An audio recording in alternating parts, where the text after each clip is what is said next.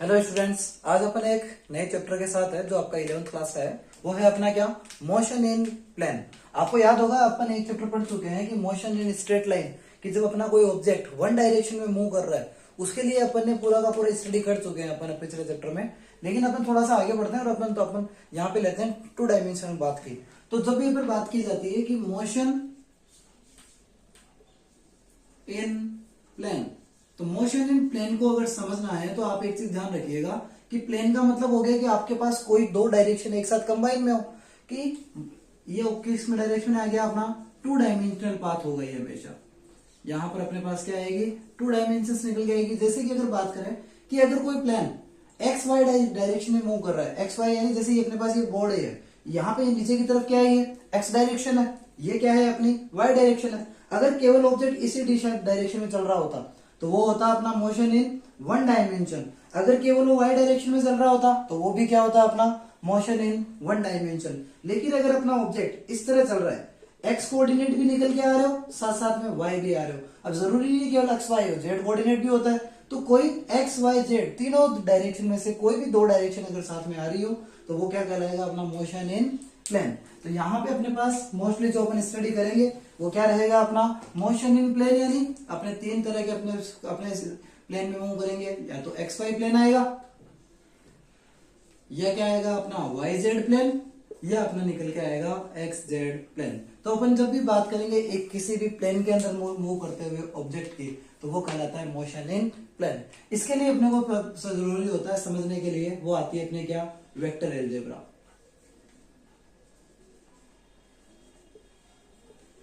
Vector algebra की अगर बात करें तो आपको दो चीज अच्छे से पता है कि अपने फिजिक्स में अगर देखें तो दो तरह की फिजिकल क्वांटिटीज प्रेजेंट होती है। पहली फिजिकल क्वांटिटी अपनी क्या है, वो है अपनी वेक्टर क्वांटिटी, और सेकंड क्वांटिटी होती है अपनी स्केलर क्वांटिटी, यानी सदिश राशि, और दूसरा आता है अपना क्या, अदिश राशि। वेक्टर क्वांटिटी क्या होती है, एक ऐसी फिजिकल क्वांटिटी जिसको रिप्रेजेंट करने के लिए मैग्नीट्यूड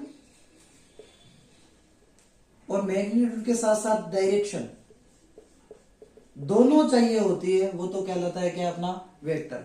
अगर ऐसी फिजिकल क्वांटिटी जिसको रिप्रेजेंट करने के लिए केवल मैग्नीट्यूड चाहिए, वहां पे आपको डायरेक्शन की जरूरत नहीं होती, उसको अपन क्या बोलते हैं, स्केलर क्वांटिटी। तो डेफिनेशन क्या बन गई, a physical quantity which needs magnitude and direction both to represent them fully is known as vector quantity. और स्केलर क्वांटिटी क्या हो गया, a physical quantity which needs only magnitude to represent them is known as scalar quantity.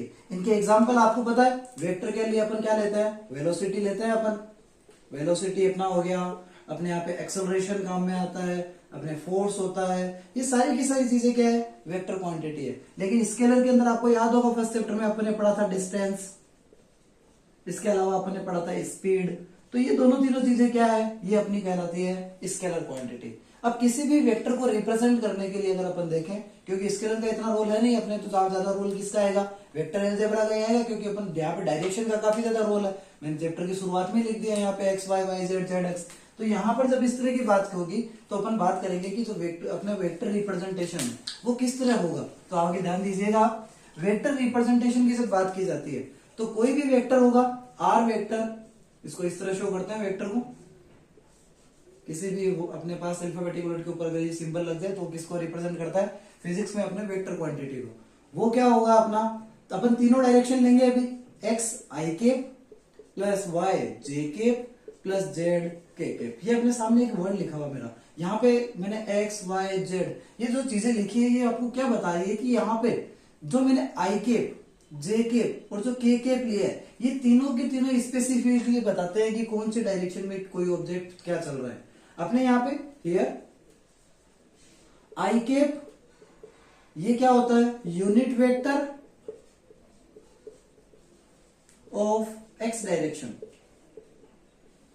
Unit vector of x direction. J cap वो होता है unit vector of y direction, और जो के केप होता है वो क्या होता है अपना unit vector of Z direction. कि आपको अगर आई केप जे केप और के केप ये तीनों चीजें दिख जाए तो आप क्लियरली बता सकते हो कि वो जो वेक्टर दिया हुआ है कौन से डायरेक्शन में है। जैसे एक एग्जांपल लेते हैं अपन, वो लिया हुआ अपना ए वेक्टर बराबर 2i cap plus 3j cap. तो आप यहाँ पे अच्छे से देख के बता सकते हो आई और जे, आई और क्या आ रहा है अपना जे, आई और जे जब साथ में आ रहा है तो यानी कौन से डायरेक्शन में आई है, ये अपना एक्स वाई प्लेन के अंदर प्रेजेंट होगा। इसी तरह अगर आपको दे दे जैसे क्या ए वेक्टर बराबर 3k के, तो आप इसको क्या बोलोगे, ये कौन से डायरेक्शन में है, ये अपना दिया हुआ है जेड डायरेक्शन में दिया हुआ है। आपको अगर दे दे क्या -2i के, तो ये -2 यहाँ पे लग गया, इसका मतलब क्या हो गया, अगर प्लस है तो पॉजिटिव एक्सिस होती है और नेगेटिव दे दिया तो कितना हो गया -2i के, तो -x डायरेक्शन। कौन सी डायरेक्शन में, रिवर्स एक्स डायरेक्शन में अपना ये क्या प्रेजेंट होता है। तो किसी भी वेक्टर को अपन रिप्रेजेंट करेंगे इसके थ्रू। अब अपने एक वर्ड बोला था मैंने यूनिट वेक्टर, यूनिट वेक्टर को अगर अपन निकालने की बात करें तो पहले एक वर्ड निकल के आता है, वो क्या है अपना मैग्नीट्यूड। क्या होता है अपने यहाँ पे देखे तो मैग्नीट्यूड, इसका एक फॉर्मूला है, ज्यादा इजी हार्ड नहीं है। मैग्नीट्यूड इक्वल टू, इसको रिप्रेजेंट किया जाता है मोड ऑफ आर वेक्टर। अपने पास वेक्टर आर ही दिया हुआ है, जिसका क्या कर दिया जाए, मोड कर दिया जाए। मैथमेटिक्स से रिलेटेड टॉपिक है लेकिन अपने को फिजिक्स में पढ़ना पड़ रहा है। तो मोड ऑफ आर वेक्टर बराबर क्या होगा, x square plus y square plus क्या हो गया जेड स्क्वायर। ये क्या कहलाता है अपना मैग्नीट्यूड ऑफ एनी वेक्टर। जैसे कि अगर बात करें अपने पास कोई एग्जांपल लेते हैं अपने, क्या है आर वेक्टर बराबर 2i cap plus 3j cap plus 4k cap, ये आपको दिया हुआ है। तो यहाँ पे मैग्नीट्यूड इसका कितना आएगा, मोड ऑफ आर वेक्टर बराबर एक्स स्क्वायर, एक्स की जगह कितना है 2, तो 2 का स्क्वायर। अगर यहाँ पे माइनस भी हो तो भी कोई दिक्कत नहीं है, प्लस अगर जैसे मैंने माइनस ले लिया तो -3 का स्क्वायर प्लस 4 का स्क्वायर, क्या होगा 2 का स्क्वायर 4, माइनस का स्क्वायर आपको पता है प्लस होता है, और 4 का स्क्वायर कितना 16। तो अपना आंसर कितना निकल के आएगा, √29। तो √29 जो निकल के आया है वो क्या कहलाएगा अपना magnitude of any given vector.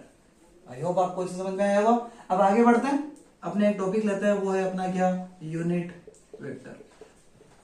क्या है अपना यूनिट वेक्टर, ये फॉर्मूला आप याद रखिएगा, जो अपने आई केप जे केप और के केप बोले थे, ये एक्चुअल में है क्या, किसी भी वेक्टर का यूनिट फॉर्म यानी उसका एकदम इनिशियल वैल्यू आर केप, वो कितना आएगा, इसको केप से रिप्रेजेंट करते हैं, r vector upon mod of r vector. तो अभी आपको पता दो वेक्टर, अपने एक वेक्टर लेके चले थे, उसका अगर अपने को यूनिट वेक्टर निकालना है तो क्या होगा, देखना है यहाँ पे वेक्टर क्या है अपना जो आर केप आएगा वो कितना आएगा। इस एग्जाम्पल को अगर अपन ले रहे हैं यहाँ पे, वेक्टर ऐसा का ऐसा 2i cap -3j cap plus 4k cap upon क्या हो जाएगा magnitude of r vector. Magnitude of r vector कितना आया, √29। अब आप चाहो तो इसको सेपरेट कर लो, आप चाहो तो ऐसा ही छोड़ दो। ये क्या कहलाता है अपना unit vector of any given vector. I hope आपको यहाँ तक का समझ में आया होगा।